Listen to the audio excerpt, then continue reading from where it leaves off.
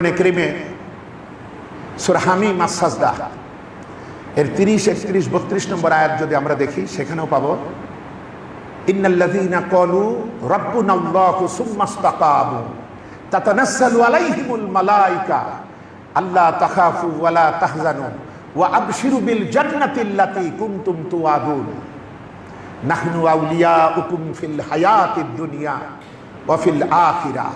আল্লাহ পাক বলেন নিশ্চয়ই যারা বলে আল্লাহ আমার রব, এরপরে এই কথার উপরে সুদৃঢ় থাকে, তাদের উপরে আমার ফেরেশতা নাজিল হয়। সুবহানাল্লাহ। আর ফেরেশতারা বলে যে তোমরা ভয় পাইও না, এটা যে কোনো যুদ্ধক্ষেত্রে হতে পারে, মৃত্যুর মুখোমুখি হতে পারে, যে কোনো মারাত্মক টেনশনের সময় হতে পারে। আমরা দেখি না, কত জীবনীতে দেখি, পেপার পত্রিকায় দেখি, কত জায়গায় দেখি, ফাঁসির মঞ্চের দিকে এগিয়ে যাচ্ছে, কোনো টেনশন নাই, যুদ্ধের ময়দানে এগিয়ে যাচ্ছে, কোনো টেনশন নাই, হাসি মুখে। সেই সাহাবা কেরাম থেকে শুরু করে আজকের এই দিনেও কোন কোন ইমানদাররা এইভাবে ভি প্রদর্শন করে, অনেক আহম্মক লোকেরা এটা নিয়ে টিটকিরি মারে। কিন্তু আমি আপনি বুঝবো কি করে এই প্রশান্তির ব্যাপারটা? এটা কেন পারে? কারণ ফেরেশতারা তখন নাজিল হয় এবং বলে আমরাই তোমাদের বন্ধু এই দুনিয়াতে ও আখিরাতে। সুবহানাল্লাহ। তোমাদের কোনো চিন্তা নাই, তোমরা তো ঢুকে পড়বে সেই গৃহে যেখানে তোমাদের দিল যা চাই তা তো পাবে, আবার যা নির্দেশ করবা, হুকুম করবা, সেটাও পাবে। বন্ধুগণ, এই আয়াত আসলে ভাষা দিয়ে বোঝানো যায় না, এই জিনিসের মুখোমুখি না হলে বোঝানো সম্ভব না। এটা কিভাবে বুঝাবো? অন্ধ যে টিয়া পাখি দেখে নাই, তাকে যদি বলা হয় টিয়া পাখি দেখতে সবুজ, তাহলে অন্ধ প্রশ্ন করবে সবুজটা কিরকম? তখন আপনি বললেন গাছের পাতার মতো। এবার যে গাছের পাতাই দেখে নাই, তাকে আপনি কিভাবে বুঝাবেন? সুবহানাল্লাহ। যারা বুঝেছে তাদের অবস্থা কি ছিল? হযরতে খুবাইবকে ধরলো মক্কার কাফেরেরা, তাকে লোহার থামের সঙ্গে বাঁধলো, বেঁধে এবার তার উপরে তীর বর্ষণ করছে। তাদের এক মহানায়ককে খুবাইব হত্যা করেছিল যুদ্ধের ময়দানে, তাই রাগ। ইতিমধ্যে কুরাইশদের এক নেতা বলল তোমরা একটু দাঁড়াও, আমি ওর সাথে একটু কথা বলবো। তো ওরা থামলো। এবার বলছে খুবাইব, তুমি কি চাও তোমার পরিবর্তে তোমার নেতা মুহাম্মদ সাল্লাল্লাহু আলাইহি সাল্লামকে এখানে এনে বেঁধে আমরা এইভাবে মারি আর তোমাকে ছেড়ে দেই? তুমি কি এটা চাও? হযরতে খুবাইব এতক্ষণ কিচ্ছু বলেননি। এবার তিনি আহত সিংহের মতো গর্জে উঠলেন। তিনি তখন বলছেন কুরাইশের নেতারা শোনো, আমার পরিবর্তে আমার রাসূলকে এখানে এনে বেঁধে তোদের ওই নাপাক হাত দিয়ে একটা পাথর মারা তো দূরের কথা, একটা ফুলও যদি নিক্ষেপ করিস, আমার শরীরে জীবন থাকা পর্যন্ত আমি খুবাইব তা সহ্য করতে পারবো না। এত আঘাত খুবাইবের মজা লাগছে, কারণ ফেরেশতারা বলছে তাকে। ফেরেশতারা প্রশান্তি নিয়ে তার সামনে হাজির হয়েছে। হযরত ওমর ফারুক যখন পৃথিবীর সুপার পাওয়ার রোম সম্রাটকে চিঠি লিখেছিলেন, তিনি বলেছিলেন রোম সম্রাট হয় ইসলাম গ্রহণ করো, নতুবা ইসলামী রাষ্ট্রের অধীনতা করদ রাজ্যে পরিণত হও। এই দুটির একটিও যদি তোমাদের ভালো না লাগে তাহলে রেডি হও, তোমার বিরুদ্ধে আমি এমন এক বাহিনী পাঠাচ্ছি, পৃথিবীতে বেঁচে থাকা তোমাদের যত প্রিয়, আমার এই বাহিনীর কাছে মৃত্যু তার থেকে বেশি প্রিয়। সুবহানাল্লাহ।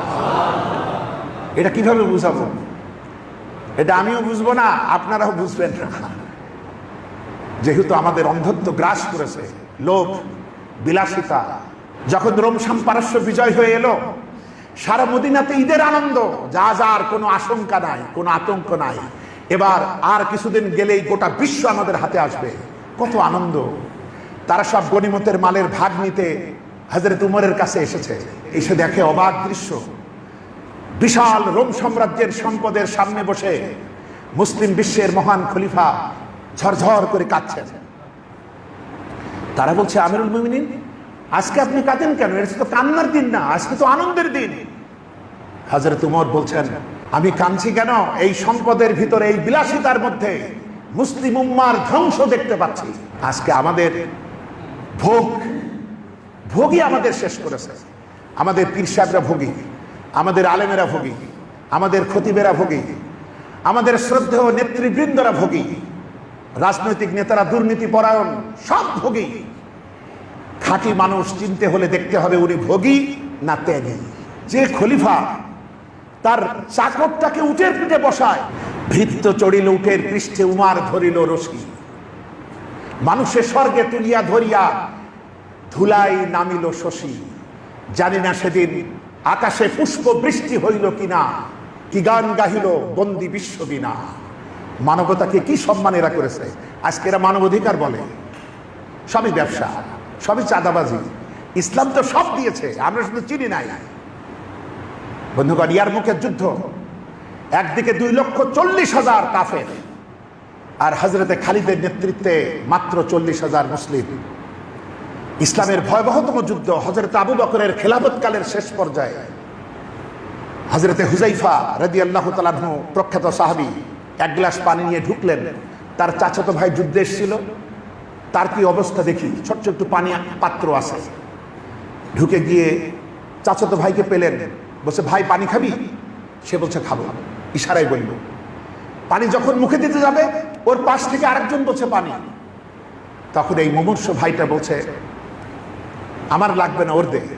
ওই যে গত জুমায় হাদিস বলেছিলাম, তোমাদের কেউ ইমানদার হতে পারবে না যতক্ষণ পর্যন্ত নিজের জন্য যা পছন্দ করো তোমার ভাইয়ের জন্য পছন্দ করতে না পাচ্ছ, ততক্ষণ ইমানদার হতে পারবে না। বিষয়টা সহজ নয়। এরপর যখন ওকে পানি দিতে গেল, ওর পাশ থেকে আরেকজন বলছে পানি। সে বলছে ওরে আগে দাও, যদি থাকে আমারে দিও। ওর পর্যন্ত পৌঁছাতে না পৌঁছাতে হুযাইফা রাদিয়াল্লাহু তাআলা আনহু দেখলেন ও মারা গিয়েছে। এবার তাড়াতাড়ি করে দ্বিতীয় ব্যক্তির কাছে ছুটে এসে দেখেন সেও নাই। এরপরে তার ভাইয়ের কাছে আসে, দেখে সেও নাই। এরা কোন অমীয় সুধা পান করেছে। এই যে ফেরেশতাদের দেওয়া এই শান্তি। আবার জান্নাতে যখন ঢুকানো হবে তখনও ফেরেশতারা এই কথা বলবেন যে ইয়া আইয়াতুহান নাফসুল মুতমাইন্না ইরজিই ইলা রাব্বিকা রাদিয়াতাম মারদিয়া ফাদখুলি ফি ইবাদি ওয়াদখুলি জান্নাতি। হে প্রশান্ত আত্মা, এই অবস্থায় কোনো টেনশন থাকে না। এরা তো আল্লাহর প্রতি তাকওয়াবান, যে আল্লাহকে ভয় করে, পৃথিবীর কোনো কিছুকেই তো সে ভয় করে না। সে যখন সৃষ্টি থেকে মুক্ত হয়েছে, সে স্বাধীন হয়েছে, স্রষ্টায় বিলীন হয়েছে, তাই তার আর টেনশন নাই, তাই সে প্রশান্ত আত্মা। ছুটে চলো তোমার সেই রবের দিকে এমন অবস্থায় যে তুমি তার উপরে সন্তুষ্ট এবং তিনিও তোমার উপরে সন্তুষ্ট। আর আল্লাহর বান্দা হয়ে যাওয়ার সরাসরি জান্নাতে ঢুকে পড়ো। সুবহানাল্লাহ।